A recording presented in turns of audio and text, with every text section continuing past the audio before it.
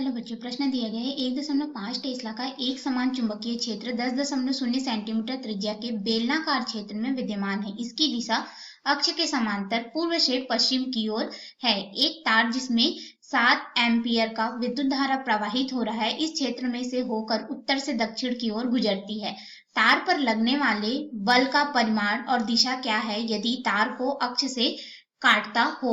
तो हम लोग इस प्रश्न का उत्तर देंगे, लेकिन उससे पहले हम लोग यहाँ पे मुख्य अवधारणा देखेंगे जिसके आधार पे इस प्रश्न को हल करेंगे और देखेंगे कि बल की दिशा किधर होगी और परिमाण कितना होगा। तो मुख्य अवधारणा के अंतर्गत हम लोग यहाँ पे जो धारावाही चालक होता है उसे एक समान चुंबकीय क्षेत्र में रख देते हैं, तो उस पर जो लगने वाला बल होगा चुंबकीय क्षेत्र के कारण वह किस तरह से कार्य करता है और क्या होता है उसको देखेंगे। तो बल F, इसको अगर हम लोग सदिश रूप में देखें तो बल F बराबर हमारे पास यहाँ पे हो जाएगा उस धारावाही चालक तार में प्रवाहित विद्युत धारा I गुणित यहाँ पे हो जाता है चालक तार की लंबाई L और ये सदिश के रूप में होगा। फिर यहाँ पे क्रॉस गुणा हो जाएगा हमारे पास में चुंबकीय क्षेत्र B के रूप में, और ये जो क्रॉस गुणन होता है यही हमें दर्शाएगा कि दिशा जो है किस तरफ होगी बल की।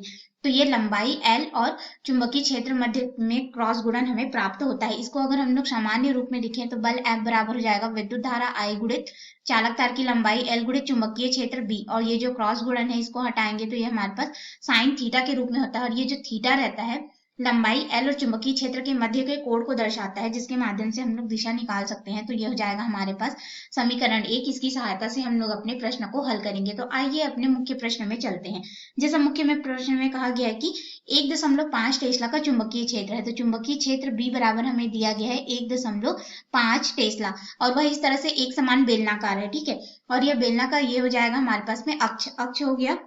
तो हम लोग इसमें दिशा जो है वह निर्धारित कर लेते हैं कि दिशा हमारे पास किस तरह से होगी। तो ये ऊपर की तरफ उत्तर हो जाएगा, नीचे की तरफ हमारे पास यहाँ पे दक्षिण हो जाएगा, और फिर हमारे पास यहाँ पे ये दिशा हो जाएगी पूर्व और ये हो जाएगा पश्चिम। इस तरह से हमें मान मिलेगा। ठीक है, और ये हमारे पास चालक तार हो गया। तो चालक तार में क्या हो रहा है कि विद्युत धारा प्रवाहित हो रही है। तो विद्युत धारा उत्तर से दक्षिण की ओर इस तरह से I विद्युत धारा प्रवाहित हो रही है। अब देखिए यहाँ पे ये क्या हो जाएगा, ये हमें चालक तार की लंबाई को दर्शाएगा, और ये हमारे पास हो गया अक्ष। और जो चुंबकीय क्षेत्र है हमें बोला गया है कि पूर्व से पश्चिम की ओर है, तो ये पूर्व और ये पश्चिम, तो चुंबकीय क्षेत्र B की दिशा हमारे पास इस तरफ हमें प्राप्त हो जाएगी। ठीक है, अब देखिए यहाँ पे जो 10 सेंटीमीटर बेलनाकार त्रिज्या है, यानी कि ये वाली जो दूरी है वो कितनी है 10 सेंटीमीटर है। तो नीचे भी हमारे पास ये कितना हो जाएगा 10 सेंटीमीटर हो जाएगा त्रिज्या। तो हम लोग यहाँ पे अगर त्रिज्या को देखें तो त्रिज्या R बराबर कितना है 10 सेंटीमीटर है। इसको मीटर में परिवर्तित करेंगे तो ये हमारे पास हो जाएगा 0.1 मीटर। अब हम लोग यहाँ से चालक तार की लंबाई जो है प्राप्त कर सकते हैं। तो ये अक्ष को काटता है, मतलब कि ये हमारे पास बेलनाकार हो गया जिसमें ये 10 सेंटीमीटर त्रिज्या है, ये 10 सेंटीमीटर त्रिज्या। तो यहाँ से लेकर के यहाँ तक की जो दूरी है वही क्या हो जाएगा तार का जो है हमारे पास, या जो धारावाही चालक तार है उसकी लंबाई को हमें दर्शाएगा। ठीक है, तो लंबाई को ये हमें दर्शा रहा है, तो इसको अगर हम लोग L के रूप में दर्शा दे तो ये 10 सेंटीमीटर और ये 10 सेंटीमीटर मिलकर के कितना हो जाएगा 20 सेंटीमीटर हमें प्राप्त होगा। इसको भी मीटर में परिवर्तित करेंगे तो 0.2 मीटर हमें चालक तार की जो लंबाई है वह प्राप्त होगी।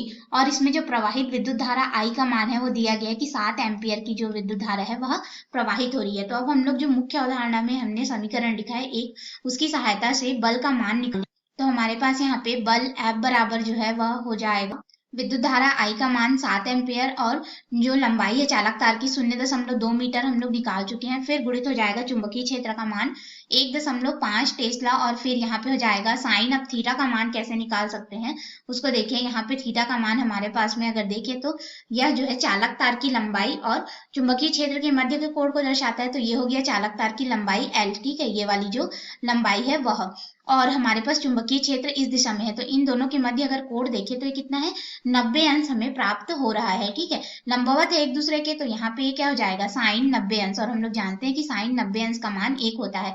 तो इन सभी को गुणा कर देंगे तो बल F का मान हम लोग को हल करने पे लगभग प्राप्त हो जाएगा 2.1 न्यूटन, और इसकी दिशा हमारे पास किस तरह से हो जाएगी जिस तरह विद्युत धारा की दिशा है, जो कि उत्तर से दक्षिण की ओर यानी कि ऊर्ध्वाधर नीचे की ओर हमें यहाँ पे प्राप्त होगा। तो यहाँ पे दिशा किस तरह हो जाएगी, तो ये रहा हमारे प्रश्न का उत्तर, बल का मान 2.1 न्यूटन और दिशा अगर देखें तो ऊर्ध्वाधर नीचे की ओर।